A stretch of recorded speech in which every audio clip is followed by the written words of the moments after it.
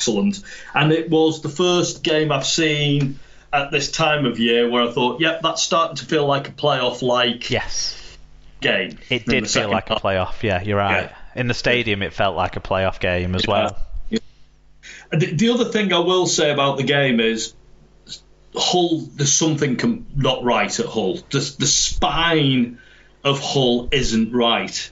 They've not got combinations working properly, which is a surprise at this time of year. But they don't know what to do with Connor, do they? Well, they don't know. It's Connor and Kelly, isn't it? It is. Who do we play? Connor and Kelly together, or they're both too maverick? Oh no, we've got to put Sneed in there, and it all looks a little bit. It felt like they had their best balance, either when Kelly was coming off the bench or when Connor was at centre, but there's something not quite lined up. I think when all of those players are on the pitch, they've got so many good attacking weapons in those between both the centres, the halves, and I even think Sneyd's a better attacking player than some people give him credit for. I really do. But I just thinking in tense games, they're too mistake prone. And those particular players, they don't make the right calls often enough. I know they've won some Challenger Cup finals, and certainly that 2017 final, Sneyd was brilliant in that game.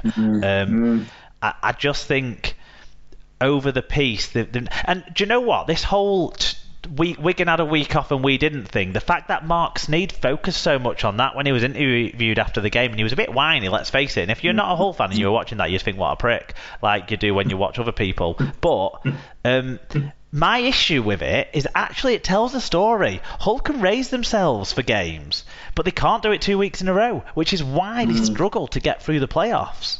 And until they change that mindset, I think there's still going to be a really good team that won't get to Old Trafford. Yeah, you've got to win 2 weeks in a row to get to Old Trafford. You've got to. And you're also going to be, if you want to get to Old Trafford, particularly now we're back in the 5 system, you're going to be playing against, if you're coming from, 3rd, 4th, 5th, you're going to be playing against a team that's had a week off. Yeah, that's reality. Yeah. So, your top team gets a week off, and then the next seeded game up gets a week off. So you're going to be playing against a team that's had a week off somewhere on the line. So if you can't do it now, you're not going to do it then. I think Connor is the best player at Hull. Houghton's a bloody tackling machine. He's a real beast. I thought Shaw was quite good in patches in this game, just not consistently getting involved enough. Westerman did well. I thought Westerman did well as well. Yeah. But I think overall Connor is the most talented player, and somehow they've got to get the best out of him if they want to succeed. And I'm not sure they know what they're doing with him at the moment. My final thoughts on this one: I thought Dan Sargentson was very good for Wigan. He worked relentlessly, made a lot of quick meters in this game, and that really helped turn field position around at times. Highlight moments. I think the best execution of skill throughout the whole game was Marshall's first try when Wigan got the ball across the halves, and Luluai put a really nice kick in. Marshall took it brilliantly, and the way he shaped his body in the air as well forced Framo to make the mistake which caused the 8-point try. Hardacre with a cracking conversion as well to make sure it was 8 points that was earned there by Wigan. And then the biggest highlight of the game, I think, was Tony Clubb's cover tackle on Ratu, the super sprinter, Nalonga. He forgot he'd stopped playing in the centres. It was amazing, weren't it? It really was. And it was one of them moments as well where you sort of felt the game was turning. And Wigan forced an error with their great defence, with their incredible attitude of defence. It summed up so much of the game that did, for me, anyway. It was a very good game. Hope you had a chance to get to the Viking Chippy before you went into the match, Mark. If you didn't, you missed out. Unfortunately, I'll have to admit to having missed out. Then, do you know what I actually did? I packed 2 sandwiches in the morning so I could have one at lunchtime and one on the drive over. But what I must say is, I was walking on my own out of the Wigan end through to where I parked my car with a lot of Hull FC fans, and I felt like I should feel intimidated, because that's quite a scary situation to be in when you've just won by 1 point. But do you know what?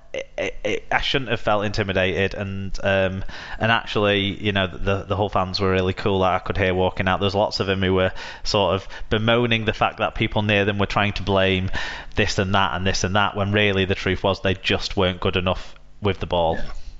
Yeah, that's absolutely right. Good summary. Okay, Leeds visited Huddersfield on Friday night. That was the second game of this weekend, the second televised game. 6,809, which is going to get some stick in a minute, but actually for a game at Huddersfield, that's quite high.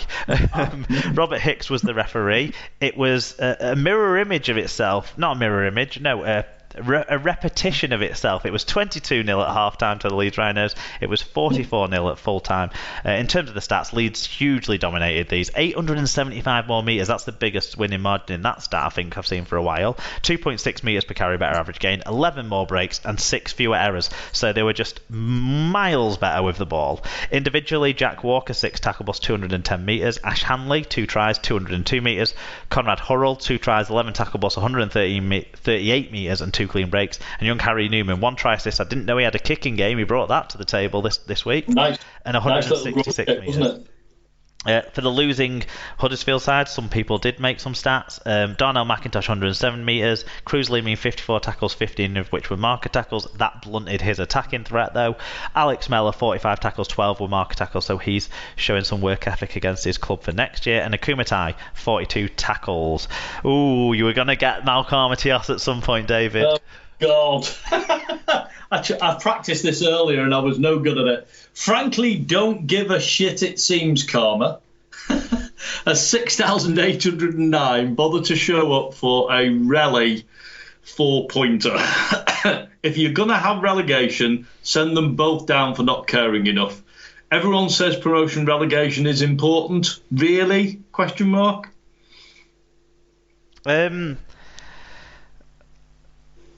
I don't think 809's bad for a Huddersfield game. I don't know what like there's a lot of Leeds fans there, and Leeds get a bit of stick for not travelling in good enough numbers, given how many of them turn up every week at home. But as things go at Huddersfield and Leeds being the away team, I thought this was okay. Look, people in this country do like promotion and relegation. It's a cultural thing. I'm not the hugest fan of it, but I don't think we're going to see it go away anytime soon, because it generates column inches in this country. It's the way we work sporting wise. Rob said, we were awful tonight and I knew it was going to happen when I saw Frawley's name on the team sheet. We clearly have at least 2 players better than him, but no, still think Hicks made some dodgy decisions, and when we pulled Jack Walker over the touchline and he gave a pen to Leeds, we just gave up. But Leeds thoroughly deserved it, and their fans were class from minute 1 to minute 80. Rob, I'm not sure how clear it would have been in the ground, but he was carried off the floor. So the rules say you can't carry someone over the touchline if you lift them off the floor. You can push them, but you can't lift them up and carry them, which is effectively what happened. Now, Jack Walker was a bit smart in that by lifting his feet off the floor when he could have had them on the floor. But it's a frustrating rule, but it's a rule, unfortunately. But yeah. There you go. POB 1976 says Huddersfield started well, but Leeds wanted it more. A good win for Leeds, which will relieve some pressure and drags the Giants into the relegation battle. Paul Mac _78 said, to quote Gary Schofield, that was pathetic. Bring on the championship. Yeah, Huddersfield fan there, seemingly thinking they're doomed. And our very own Tim G Radio says, Dear Huddersfield, you had one job, and the first 10 minutes it looked to be all right. Shame about the next 70. Yeah, I mean, we could talk. It's hard to say a lot about this game because Huddersfield didn't contribute to the game for so much. Now, I would say, to me, it should more be well done Leeds than woeful Huddersfield. But you have to touch on the fact that Huddersfield were abysmal, don't you? That they created nothing. They lacked intensity. Some of the tries they conceded, I mean, it was pathetic. There was a real lack of effort in defence. It was very. I mean, Leeds played well. There's no doubt about that. Yeah, they definitely did. They were fantastic. Yeah. So let's credit them with that. But Huddersfield were abysmal, and they need to wake up quickly because one win from London and Huddersfield could suddenly find they're facing a very difficult period. Yeah, we'll do a little bit of a thought piece on who's going down when we do the stand-ins, because it'd be interesting to get your take on it. But in terms of star players in this game, I thought Jack Walker was absolutely brilliant, and I think Conrad Hurrell was probably his most consistently strong game. There was no there was no drops, and normally he'll drop the ball 2 or 3 times, even though he'll make 150 plus metres and score a couple of tries. There was none of that in this game. He was very solid, and I think Cuthbertson has come on massively for Leeds in this one. In terms of, was there anyone you'd pick out as well? I thought that just from watching the highlights, I thought Ash Handley's. I've not watched him very much this year, but I thought Ash Handley's really taken well now to his position out on the wing there, and he looked very handy in scoring his 2 tries, I thought. Yeah, I mean, that second one, what was Gaskell doing? Just tapping it back into a space where the Leeds players were clearly going to be able to attack the ball more than all the Huddersfield players who'd overran it. But anyway, he certainly finished well. You're right. Yeah. I think the best try was the Sutcliffe try. I thought the highlights don't quite show it, but there was a great break in the build-up that involved Harry Newman, who, let's just say it again, this kid is fantastic. He's got all the skills. He was involved in a great break, and then and Reece Martin as well was part of that. And then there was it was tackle, which was also very exciting. So great cover tackle, but then there was a really good shift back. The play started to go one way, but went back the other way, and Sutcliffe got put in the corner, and I think there was a 3-man overlap on the wing. That was really good. But I do think Walker and Hurrell were the best players on the field in that one. Leeds, obviously they're not safe. We'll touch on that when we do the stand-ins, but got to be said, this was the most complete performance they've done all year, and it's the right time to start doing it if they can do it again 2 or 3 weeks in a row. I think they've won actually 3 out of the last 5, which that's good in the bottom. It is. It absolutely is. And given that half the Catalan team won't be playing this week, they've got a reasonable chance of adding another one. Right, let's move on to your game then. St Helens versus Wakefield, 9,494 were there. Marcus Griffiths was the referee. It was 20 points to 2 at half-time, so the game was probably done at that stage. It finished 26-6 to St Helens. They didn't know it at the time, but it was a win that clinched the league leaders' shield. Saints were better on the stats, 245 more metres, 6 more breaks, 2 fewer errors. They had the better team tackle success rate, although I think they'll be a bit concerned, 88%, sorry. That's not a great figure, and that's one area that Saints still maybe need to think about when it comes to the intense playoff time. Individually, Tommy Makinson, 1 try, 166 metres, 4 successful offloads. Mark Percival, 14 tackles, 129 metres. James Roby, a try assist, 40 tackles, 10 marker tackles. And Luke Thompson, 5 tackles and 117 metres. For Wakefield, there was a bright spark in Bill Tupu, who made 141 metres. Was he on the wing in this one? Yeah. So there you go. Okay, one fan view. I'll read that out, and then we'll move on to what you made of this one, because all I saw is people taking penalties and not much excitement.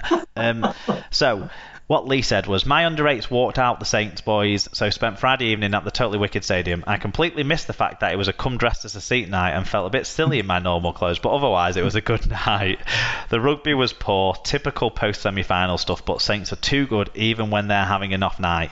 Wakey look like they want the season to end ASAP. Well, they want it to end now, so they don't get relegated. So they stay up. Yeah, so they stay up. I mean, I think I don't think either Lee's or your comments, Mark, are out of place. It wasn't an exciting game. There's a bit of an end of term feel at the moment around Saints. We've got a few injuries and we're resting 1 or 2 people to try and. We blew up at the end of last season. We really just played the team into the ground, and we didn't rest people, and we didn't have enough youngsters who got enough experience to come through. So we're not making that mistake this time. We are giving a few players a bit of a blow, and we're giving more players like Bentley and so on a bit of a chance to get more experience